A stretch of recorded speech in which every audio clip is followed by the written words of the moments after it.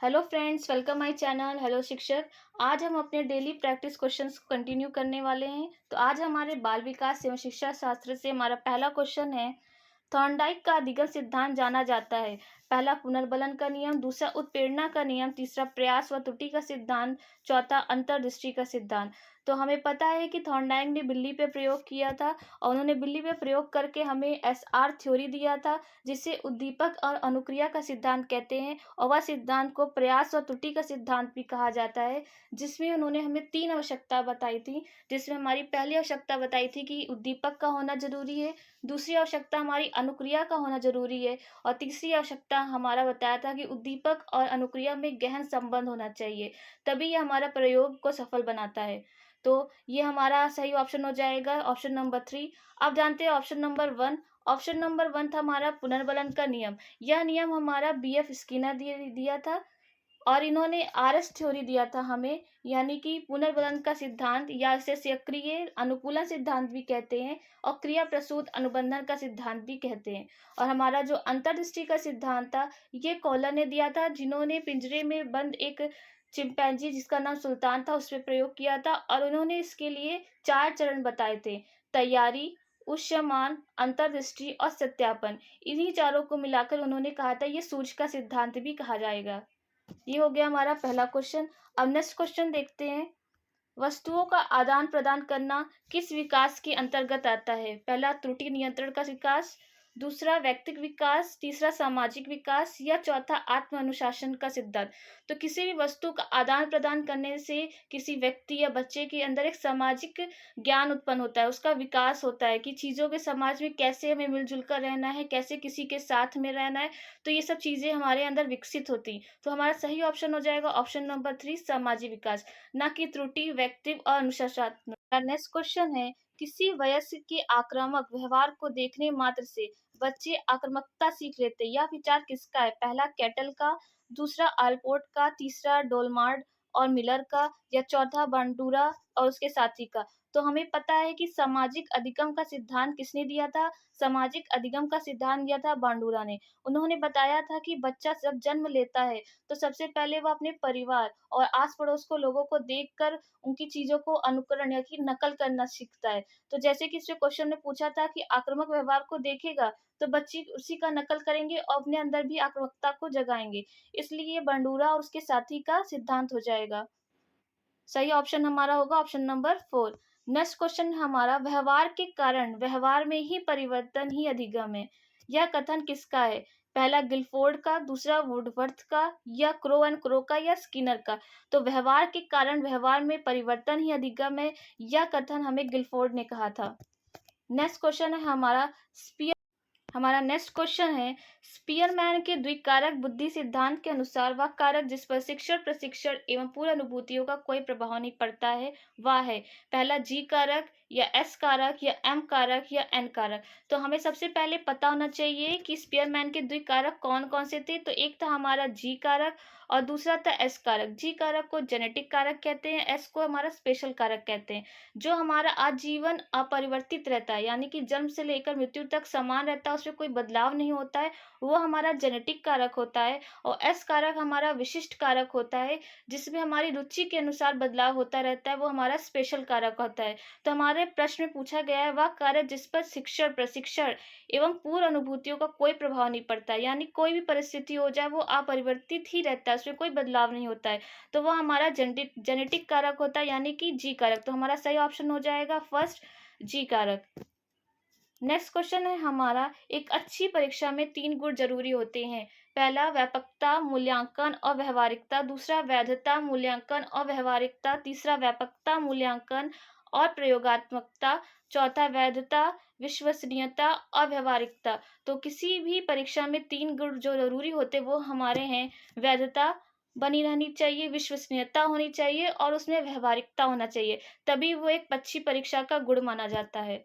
Next question है हमारा, आपके विचार में शिक्षा तभी सार्थक होगी जब वह पहला रोजगार केंद्रित हो, सेकंड बाल केंद्रित हो, या समाज केंद्रित हो, या पाठ्यक्रम केंद्रित हो। तो हमें पता है कि कोई भी शिक्षा तब तक सार्थक नहीं होगी जब तक कि वह बाल केंद्रित ना हो। तो हमारा सही ऑप्शन हो जाएगा ऑप्शन नंबर 2, नेक्स्ट क्वेश्चन हमारा मॉन्टेसरी शिक्षा पद्धति का एक आग्रह है कि हमारी जो शिक्षा है वो मातृभाषा में शिक्षा हो या राष्ट्रभाषा में शिक्षा या त्रिभाषा फार्मूले के अंतर्गत शिक्षा हो या इनमें से कोई नहीं। तो हमें पता है मॉन्टेसरी शिक्षा पद्धति का एक ही आग्रह था कि बच्चों को जो शिक्षा दी जाए वो उनको मातृभाषा में शिक्षा दी जाए। हमारा नेक्स्ट क्वेश्चन है, समाज में विद्यार्थियों की किस प्रकार की भागीदारी वांछनीय है? आपका विचार है पहले अनुदेशात्मक सहयोग की भावना, दूसरा रचनात्मक सहयोग की भावना, तीसरा क्रियाशीलात्मक सहयोग की अपेक्षा या परस्पर सहयोग की आकांक्षा। तो समाज में विद्यार्थी को भागीदारी के लिए उनके सामाजिक विकास का बहुत ज़रूरी है और सामाजिक विकास के लिए उनके अंदर परस्पर सहयोग की भावना होनी चाहिए। उन्हें आदान-प्रदान करने की इच्छा या उन्हें कैसे मिल-जुल कर रहना चाहिए, इन सब का विज्ञान विकसित होना चाहिए। तो हमें किसी भी भागीदारी के लिए परस्पर सहयोग की आकांक्षा होनी चाहिए। तो हमारा सही ऑप्शन हो जाएगा ऑप्शन नंबर 4। नेक्स्ट क्वेश्चन है नेक्स्ट क्वेश्चन है हमारा, आकलन का प्राथमिक उद्देश्य क्या होना चाहिए? विद्यार्थियों के लिए श्रेणी निश्चित करना, संबंधित अवधारणाओं के बारे में बच्चों की स्पष्टता तथा भ्रांतियों को समझना, तीसरा विद्यार्थियों के प्राप्तांकों के आधार पर उनको नामांकित करना या चौथा रिपोर्ट कार्ड में उत्तीर्ण या अनुत्तीर्ण अंकित करना। तो हमें पता है किसी भी प्राथमिक स्तर पर शिक्षा का उद्देश्य को पूरा करने के लिए ज़रूरी नहीं है कि कार्ड पे आप ग्रेड सिस्टम लिखिए या उस पे लिख दीजिए आप पास हैं, फेल हैं, तभी वो शिक्षा का उद्देश्य पूरा होगा। तो हमारा फोर्थ ऑप्शन गलत हो जाएगा इस बेसिस पे और हमारा फर्स्ट ऑप्शन है विद्यार्थियों के लिए श्रेणी निश्चित करना कि जो फर्स्ट डिवीजन आएगा, सेकंड डिवीजन आएगा, थर्ड डिवीजन आएगा वही हमारे उच्च श्रेणी के बच्चे हैं या हमारे प्रतिभाशाली बच्चे हैं। ये भी बच्चों के उद्देश्य हमारी शिक्षा के उद्देश्य को पूरा करने में भागीदारी नहीं होगा। तो हमारा फर्स्ट ऑप्शन भी गलत हो जाएगा। हमारा थर्ड ऑप्शन है विद्यार्थियों के प्राप्तांकों के आधार पर उनको नामांकित करना कि जिन्होंने इतने परसेंट के ऊपर वाले बच्चे वो फर्स्ट डिवीजन है, इससे नीचे वाले सेकंड है। तो ये भी हमारा भेदभाव में आ जाएगा और ये प्राथमिक स्तर पे बिल्कुल नहीं करना चाहिए। तो हमारा थर्ड ऑप्शन भी गलत हो जाएगा। तो सम बचा हमारा सेकंड ऑप्शन जो संबंधित अवधारणाओं के बारे में बच्चों की स्पष्टता तथा भ्रांतियों को समझना। तो बिल्कुल किसी भी अवधारणा को बच्चे के अंदर स्पष्ट करने के लिए कि उसने क्या समझा है, क्या गलत समझा है, उस चीज़ों को स्पष्ट करना एक शिक्षक का ही उद्देश्य होता है कि बच्चे को अच्छे से चीज़ों को बारे में समझाएँ और बच्चे ने क्या समझा है उसको भी समझें। और भ्रांतियों को समझना अगर बच्चे को किसी भी चीज़ में डाउट है, उसको क्लियर नहीं है और बच्चा उस चीज़ को नहीं पूछ पा रहा है, तो बच्चे से उस चीज़ को पूछें और उनको समझाएँ और उनका डर का भाव बिल्कुल ना रखें, जिससे बच्चा अपनी भ्रांतियों को स्पष्टता से आपसे पूछ सके कि उसमें क्या चीज़ गलत है, क्या चीज़ होना चाहिए और आपसे परस्पर मेल रख कर चले। तो हमारा सही ऑप्शन हो जाएगा ऑप्शन नंबर 2। नेक्स्ट क्वेश्चन है हमारा, सीखने का पठार सीखने की प्रक्रिया के मुख्य अभिलक्षण हैं जो एक स्थिति को प्रकट करते हैं जिसमें सीखने की प्रक्रिया में कोई उन्नति नहीं होती। तो यह कथन किसका है?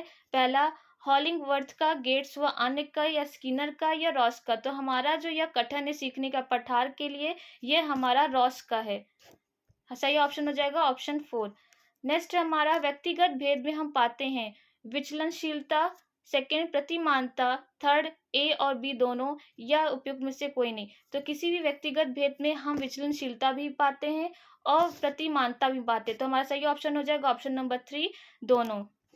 हमारा नेक्स्ट क्वेश्चन है, एक छात्र पढ़ रहा है और उसका नाम लेकर किसी ने बुलाया, निम्न में से किस संवेदना द्वारा वह अपनी अनुक्रिया प्रकट करेगा? मतलब कि अगर कोई छात्र पढ़ रहा है और उसको किसी ने उसके नाम से बुलाया है तो वह किस तरह से उस समय रिएक्ट करेगा? दृष्टि संवेदना से, सेकंड ध्वनि संवेदना से, थर्ड स्पर्श संवेदना से या प्रत्यक्षण संवेदना से।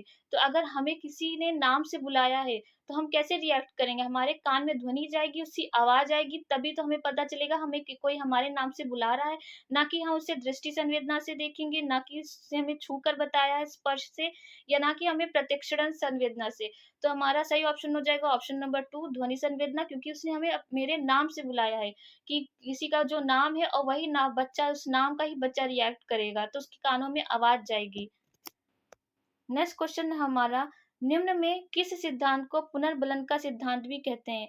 उद्दीपक अनुक्रिया का सिद्धांत, शास्त्रीय अनुबंध सिद्धांत या क्रिया प्रसूत अनुबंध सिद्धांत या सूच का सिद्धांत। तो हमने फर्स्ट क्वेश्चन में पढ़ा था जो हमारा पुनर्बलन का सिद्धांत होता है वो हमारा स्किनर का होता है, यानी कि क्रिया प्रसूत का सिद्धांत ही हमारा आरएस्टोरी का सिद्धांत होता है और हमारा जो दीपक अनुक्रिया का सिद्धांत था वो थॉर्नडाइक का था जिन्होंने बिल्ली पे प्रयोग किया था और शास्त्रीय अनुबंधन का सिद्धांत था वो हमारा पावलोव का था, उन्होंने कुत्ते पे प्रयोग किया था और सूज का सिद्धांत हमारे खोलर ने दिया था जिन्होंने सुल्तान नाम के एक चिंपैंजी पे किया था।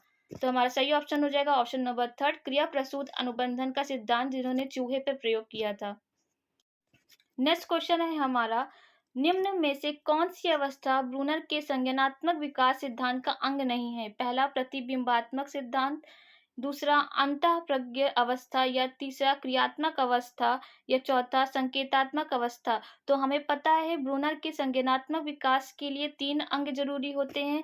एक होता है हमारा प्रतिबिंबात्मक और दूसरा होता है क्रियात्मक और तीसरा होता है संकेतात्मक। इन्हीं तीनों अवस्थाओं से ही संज्ञानात्मक का विकास होता है। तो हमारा जो गलत ऑप्शन हो जाएगा वो हो जाएगा ऑप्शन नंबर 2।